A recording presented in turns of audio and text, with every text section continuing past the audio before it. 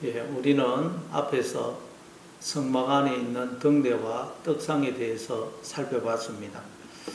하나님이 우리 안에 빛으로 들어와 주심으로 우리가 세상을 밝히는 등대가 되었고, 또 하나님이 우리 안에 생명의 떡으로 들어와 주심으로 우리가 생명의 떡을 품고 있는, 생명의 떡을 진설하고 있는 떡상이 되었다고 했습니다. 그런데 인간들이 하나님을 떠나고 하나님을 마음속에서 몰아내므로 빛이 꺼져버린 등대, 즉 어둠이 되어버렸고, 생명의 떡이 아닌 썩고 곰팡이 나는 사망의 떡을 진설한 떡상이 되어버린 것입니다. 그래서 인간들이 어둠 속에서 방황하고 있고, 그 무엇을 가져보아도, 그 무엇을 해봐도 만족이 없는 삶을 살고 있는 것입니다. 그걸 오늘 본문은 한 청년이 하나님의 이름을 모독함으로 죽게 되는 사건을 통해서 설명합니다. 그리고 뿐만 아니라 우리가 어떻게 해야 다시 불을 밝히는 등대가 되고 생명의 떡을 진설한 떡상이 될 수 있는지를 오늘 본문이 이 사건을 통해서 우리에게 설명하고 있습니다. 그럼 본문을 읽어가면서 살펴보도록 하겠습니다. 오늘 본문 레위기 24장 10절 11절입니다.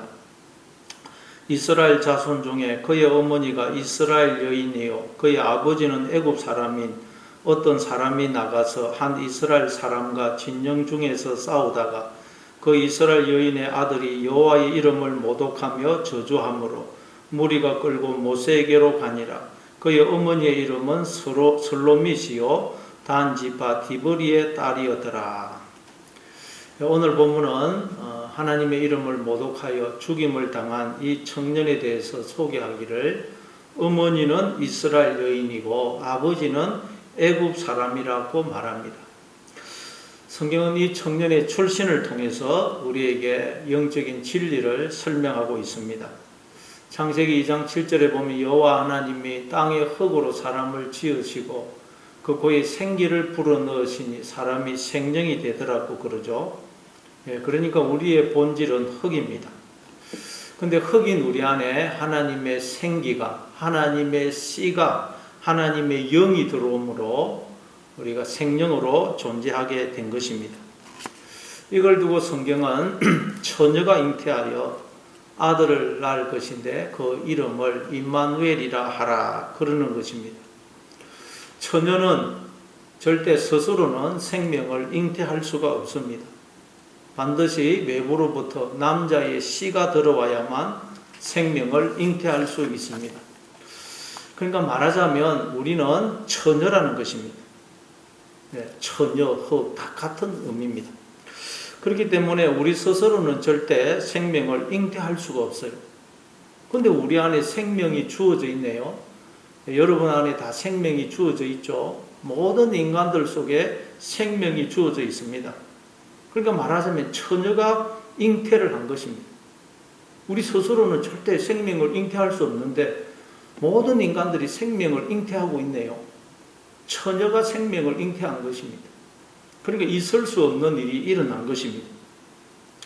어떻게 이런 일이 일어난 것입니까? 바로 하나님이 영으로, 씨로, 말씀으로 우리 안에 임하셨기 때문입니다.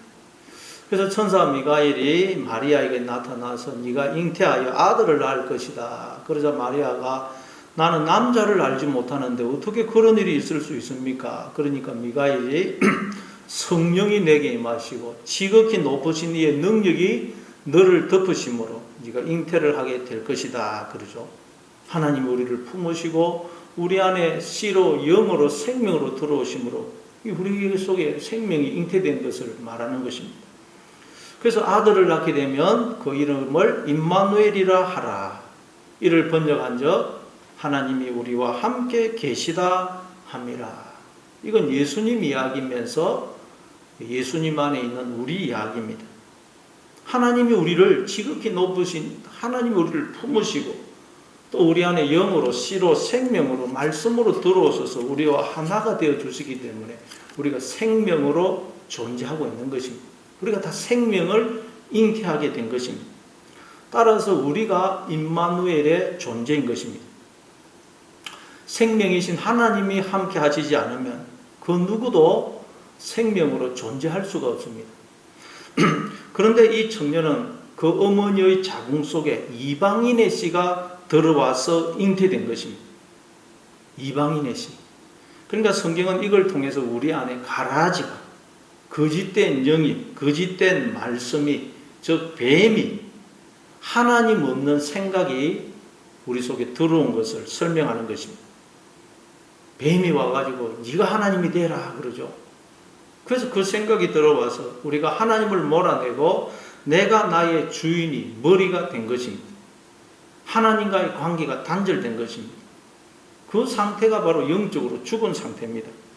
그래서 로마서 8장 6절에 보면 육신의 생각은 사망이요 그러는 것입니다. 그 마음에 하나님이 안 계신 상태, 그래서 하나님 없는 생각을 하고 있는 상태가 바로 영적으로 죽은 상태인 것입니다. 성경은 이 청년의 출신을 통해서 이걸 우리에게 지금 설명하고 있는 것입니다. 그래서 이 청년의 어머니의 이름이 슬로밋인데 평화로운이라는 뜻입니다. 원래 우리는 하나님과의 평화를 누리도록 지음을 받았는데 하나님의 것을 도둑질하여 주인 행세하기 때문에 평화를 잃어버린 것입니다. 여러분, 나에게 주어진 생명, 이 나라는 존재, 내 인생 모든 것은 내 것이 아닙니다. 하나님의 것입니다. 그런데 우리가 다 이 남의 집에, 말하자면 남의 집에 불법으로 들어와서 주인 행세를 하고 있으니 얼마나 불안하겠어요. 여러분, 남의 집에 들어가가지고 주인 행세하고 있으면 얼마나 불안하겠어요. 언제 주인이 올 줄 모르고 누가 봐가지고 이 집 당신 거 맞아요 그러면 그냥 괜히 맞습니다 그러면서 성질을 내는 것입니다. 그리고 아무도 내 집에 못 들어오도록 막는 것입니다. 혹시 누가 이 나라는 존재 속에 들어오면, 집 안에 들어오면 이 나라는 존재가 내 것이 아닌데 내가 도둑질해서 주인 노릇하고 있는 것이 들통이 날까봐 그러는 것입니다. 그래서 사람들이 조금만 무슨 일만 생기도 시비가 생기고 싸움이 벌어지고 시기 질투가 그치지 않는 것입니다. 왜냐하면 이 나라는 존재를 빼앗길까봐, 잃어버릴까봐 두렵고 불안하기 때문입니다. 그래서 오늘 이 청년도 이스라엘 사람과 진영 안에서 싸웠다고 그래요. 왜 싸웠겠어요? 뭐 별거 아닌 거, 이건 내 거다, 네 거다 그러다가 싸웠겠죠. 그런데 이 청년이 싸우는 중에 여호와의 이름을 모독하고 저주합니다. 원문에는 그 이름을 모독하고 저주했다고 되어 있습니다.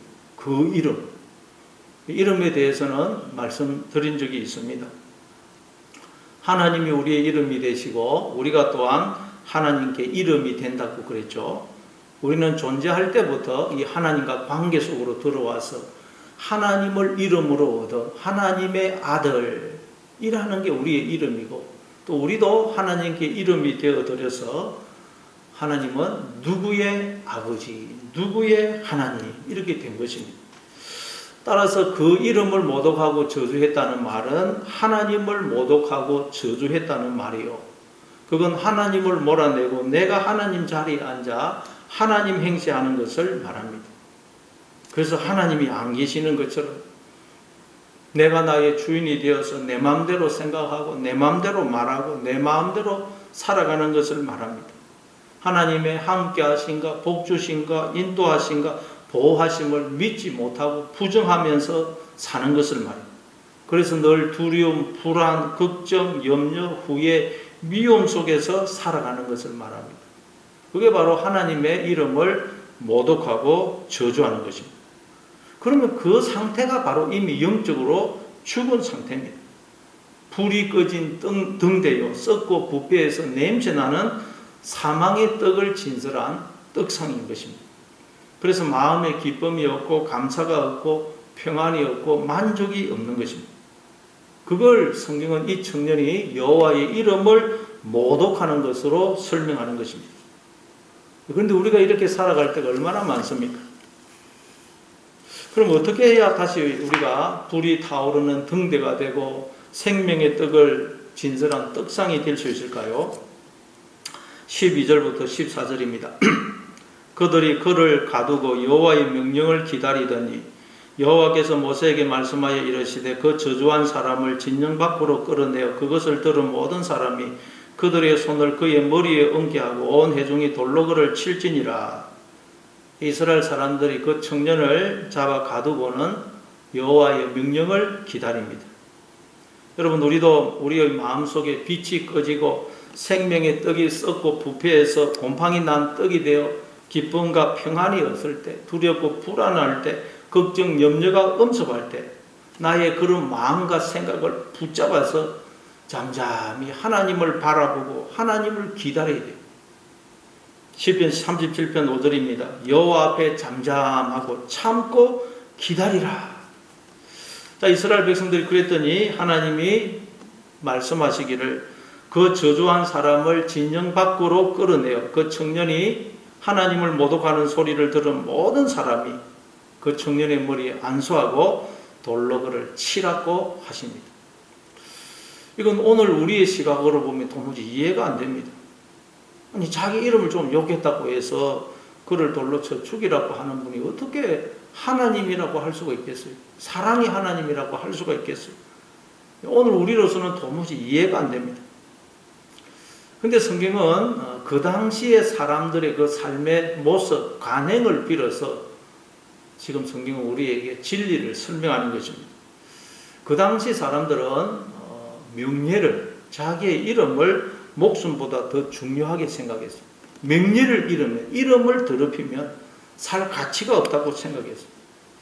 그래서 우리가 그 창세기에 보면 소돔과 고모라 성에 그 롯에게 천사가 찾아왔을 때 사람들이 오니까 롯이 자기의 딸을 내어서 그 손님들을 구하려고 하죠. 그 정도로 그 사람들은 명예를 목숨보다 더 소중하게 생각했습니다. 그래서 지금도 아랍 세계에서는 가정의 명예를 더럽혔다고 해서 명예살인이라는 것이 일어나지 않습니까? 그래서 성경은 그 당시 사람들의 그 삶의 관행을 빌어서 오늘 우리에게 진리를 설명하는 것입니다. 그럼 성경은 이걸 통해서 우리에게 뭘 말합니까?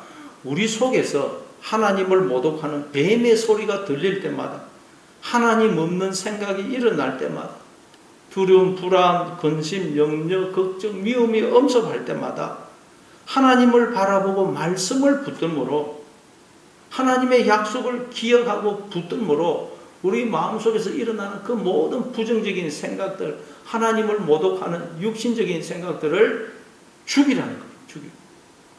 그 소리가 들리는데도 죽이지 않고 그냥 듣고 있으면 우리는 그 소리에 완전히 장악이 되어버려요. 우리는 어떤 소리를 듣는냐에 따라서 우리의 존재가 달라집니다. 이 육신의 소리를 자꾸 듣게 되면 우리는 믿음을 잃게 되는 것입니다. 그러니 내 속에서 하나님을 모독하는 소리가 들릴 때마다 그 소리를 죽여야 돼요.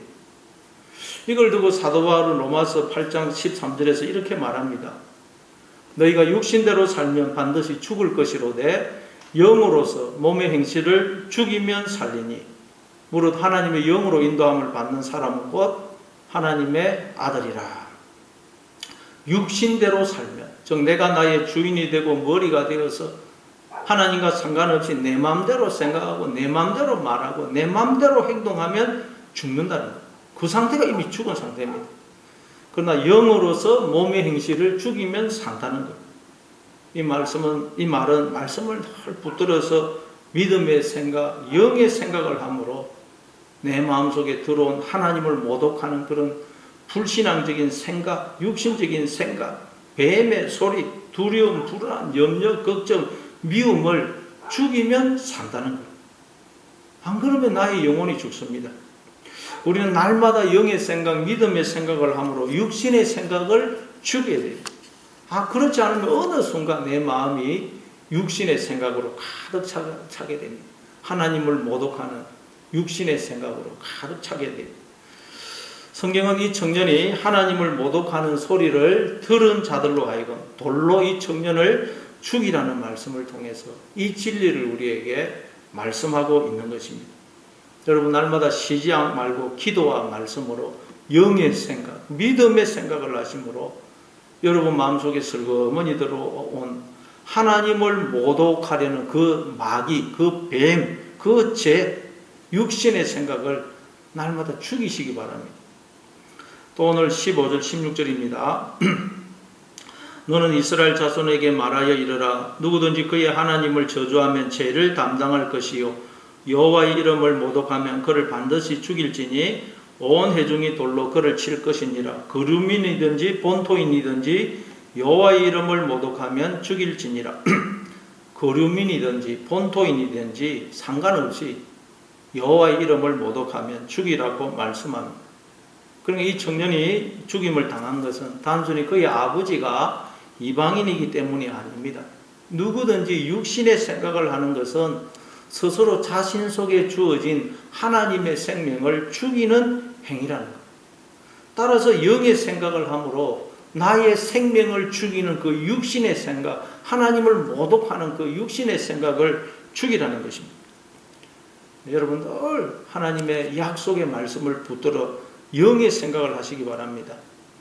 하나님이 늘 나와 함께 하시면서 나를 지키시고 복을 주시고 나를 진리의 길, 생명의 길로 인도하고 계신다. 그러니 이 일도 저주가 아니고 불행이 아니고 나에게 복과 생명을 주시려는 하나님의 손길이다. 내가 가는 길을 오직 그가 아시나니 그가 나를 단련하신 후에는 내가 정금같이 나올 것이다. 이렇게 자꾸 영의 생각, 믿음의 생각, 하나님의 생각을 하심으로 하나님을 모독하기 위해 내 속에 몰래 들어온 그 뱀을, 작은 여우를, 마귀를, 육신의 생각을, 부정적이고 불신앙적인 생각을 죽이시기 바랍니다. 그러면 우리는 다시 불이 타오르는 등대가 되고 생명의 떡을 진설한 떡상이 되는 것입니다. 그리고 이제 17절 이하에서는 어떻게 하는 것이 우리가 영으로서 몸의 행실을 죽이는 것인지를 이제 설명하고 있습니다. 17절부터 22절입니다. 사람을 쳐 죽인 자는 반드시 죽일 것이요 짐승을 쳐 죽인 자는 짐승으로 짐승을 갚을 것이며 사람이 만일 그의 이웃에게 상해를 입혔으면 그가 행한 대로 그에게 행할 것이니 상처에는 상처로 눈에는 눈으로 이에는 이로 갚을지라. 남에게 상해를 입힌 그대로 그에게 그렇게 할 것이며 짐승을 죽인 자는 그것을 물어줄 것이요 사람을 죽인 자는 죽일지니 거루이 내게든지 본토이 내게든지 그 법을 동일하게 할 것은 나는 너희 하나님 여호와임이니라. 이건 흔히 동해 보복법이라고 불리는 내용입니다. 누가 너에게 손해나 상처를 준 만큼 그에게 갚아주라는 것입니다. 내가 받은 상처나 손해보다 더 크게 갚아주면 안 된다는 것입니다. 우리는 이 본문을 이렇게 이해하고 있습니다. 근데 예수님이 오셔서 이 본문에 담긴 진짜 의미, 영적인 의미를 설명해 주시죠. 마태복음 5장 38절부터 42절입니다. 또 눈은 눈으로 이는 이로 갚으라 하였다는 것을 너희가 들었으나 나는 너희에게 이르노니 악한 자를 대적하지 말라. 누구든지 내 오른편 뺨을 치거든 왼편도 돌려대며 또 너를 고발하여 속옷을 가지고 오자 하는 자에게 겉옷까지도 가지게 하며 또 누구든지 너로 억지로 오리를 가게 하거든 그 사람과 심리를 동행하고 내게 구하는 자에게 주며 내게 꾸고자 하는 자에게 거절하지 말라. 여기 보면 예수님이 너희가 그 구약 성경에서 눈은 눈으로 이는 이로 갚으라 하였다는 것을 너희가 들어서 잘 알고 있지. 근데 그 말씀에 담겨 있는 진짜 의미, 영적인 의미를 내가 설명해 줄게. 그러시면서 나는 너희에게 이르노니 악한 자를 대적하지 말라. 그렇게 말씀합니다. 그러니까 흔히 동해보복법으로 알려져 있는 이 본문을 통해서 하나님이 우리에게 말씀하고자 하시는 것은 너희가 직접 악한 자를, 죄를, 뱀을 대적하려고 하지 말라는 말씀인 것입니다. 여러분 주변에 혹시 악한 자가 여러분을 미워하고 괴롭히고 상처 주고 있습니까? 그러면 우리도 같은 방법으로 복수해 주고 싶은 마음이 생깁니다. 같은 방법으로 그냥 대갚아 주고 싶은 마음이 생깁니다. 그냥 그러지 말라는 것입니다. 그렇다고 그냥 참고 넘어가라는 말이 아닙니다. 가서 당당하게 상대방의 잘못을 이야기하고 따져야 됩니다. 그래도 안 되면 고소해야 됩니다. 그러나 그 사람이 악한 방법을 동원한다고 해서 나도 악한 방법으로 갚으려고 하면 안 된다는 거예요. 그 사람을 미워하고 원수를 갚으려고 하면 안 된다는 거예요. 하나님께서 원수 갚는 것은 내게 있으니 내가 갚을 것이다. 그러니 너희는 원수가 줄이거든 먹이고 목마르거든 마시게 하라 그러죠. 원수는 하나님이 갚으신다는 것. 뿐만 아니라 여러분 우리의 마음속에 들어온 원수, 즉 악한 자인 뱀, 죄, 마귀, 육신적인 생각을 우리가 직접 대적하려고 하면 안 된다는 거예요. 아니 우리가 대적해야 되는 거 아닙니까? 마귀를 대적하라, 죄를 대적하고 싸워야 되는 거 아닙니까? 직접 대적하면 안 된다는 거. 그럼 어떻게 해야 됩니까?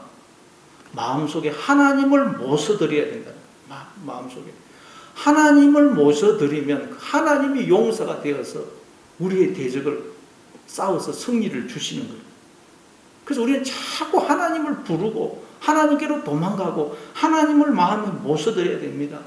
자꾸 말씀을 기억하고 말씀을 따라 생각해야 돼요. 여러분 우리의 힘으로 어둠을 몰아낼 수가 있습니까? 못 몰아냅니다. 밤에 집에 들어왔는데 집안이 캄캄하다. 어둠이 꽉 차있다. 그래서 그 어둠을 뭐 빗자루로 쓴다고 해서 어둠이 없어집니까? 문을 활짝 열고 야 나가라 그런다고 어둠이 나갑니까? 안 나갑니다. 우리의 힘으로 어둠을 몰아낼 수 있는 방법은 없습니다. 어둠을 몰아낼 수 있는 방법은 오직 하나, 빛을 비추는 거예요. 스위치를 탁 해서 형광등에 불이 확 비치면 어둠은 자연스럽게 사라져 버립니다. 마찬가지로 우리의 마음속에 들어온 악한 자인 마귀, 사탄, 죄, 뱀, 육신의 생각, 부정적이고 불신앙적인 생각을 우리의 힘과 지혜는 절대로 몰아낼 수가 없다는 거예요. 우리의 마음속에 들어온 두려움, 불안, 염려, 근심, 걱정, 우울, 미움을 우리의 힘으로는 절대 몰아낼 수가 없습니다. 그걸 몰아낼 수 있는 유일한 방법은 바로 빛이시고 생명이신 하나님을 마음에 모시는 것입니다. 그러면 어둠은 물러갑니다. 그러니 자꾸 여러분 말씀을 따라 우리가 믿음의 생각, 영의 생각을 해야 돼요. 그래서 자꾸 항상 기뻐하고 범사에 감사하는 것입니다. 그러면 자연스럽게 내 마음속에 들어온 어둠이, 마귀가, 뱀이, 죄가, 육신의 생각이 사라지는 것입니다. 고린도후서 5장 4절입니다. 참으로 이 장막에 있는 우리가 힘진 것 같이 탄식하는 것은 벗고자 함이 아니요 오히려 덧입고자 함이니 죽을 것이 생명에 삼킨 바 되게 하려 함이라. 우리의 목적은 단순히 벗고자 함이 아니다. 벗는 것이 목적이 아니라 옛사람을 벗는 것이 목적이 아니라는 거예요. 그럼 우리의 목적은 뭡니까? 새 사람을 입는 것이 목적입니다. 새 사람을 입게 되면 옛사람은 자연스럽게 벗겨진다는 것입니다. 그렇죠. 예를 들어서 우리의 몸에 상처가 나면 딱지가 생깁니다. 그 딱지가 보기에 흉하고 불편하다고 해서 확 떼버리면 아프고 피가 납니다. 그러나 이 살이 차오르면, 가만히 놔둬도 살이 차오르면 그 딱지는 저절로 떨어집니다. 마찬가지로 여러분 우리의 옛 사람을 우리가 벗어버릴 수가 없다는 거예요. 새 사람을 입으면 자연스럽게 옛 사람이 벗어진다는 거예요. 우리가 죄를 안 지으려고 해서 죄를 안 지을 수 있는 것이 아니라는 거예요. 죄를 안 지어야지. 그러면 그럴수록 더 그냥 괴롭다는 거예요. 죄에 빠져서 헤어나올 수가 없다는 거예요. 죄를 벗어날 수 있는 방법은 하나님을 가까이 하면 됩니다. 하나님을 자꾸 가까이 하고 하나님을 마음에 모시고 하나님을 기뻐하고 즐거워하면 죄 짓는 것이 자연스럽게 멀어집니다. 나중에는 죄 짓는 것이 싫어집니다. 그러니까 죄를 안 지어야지. 걱정, 염려 안 해야지. 미워 안 해야지. 그렇게 해봐도 소용이 없다는 거예요. 그러지 마시고 자꾸 하나님을 가까이 하시기 바랍니다. 하나님. 늘 기도하고 말씀을 가까이 하시기 바랍니다. 그래서 여러분 항상 불이 타오르는 등대가 되고 생명의 떡을 진설한 떡상으로 살아가시는 여러분 되시기를 바랍니다.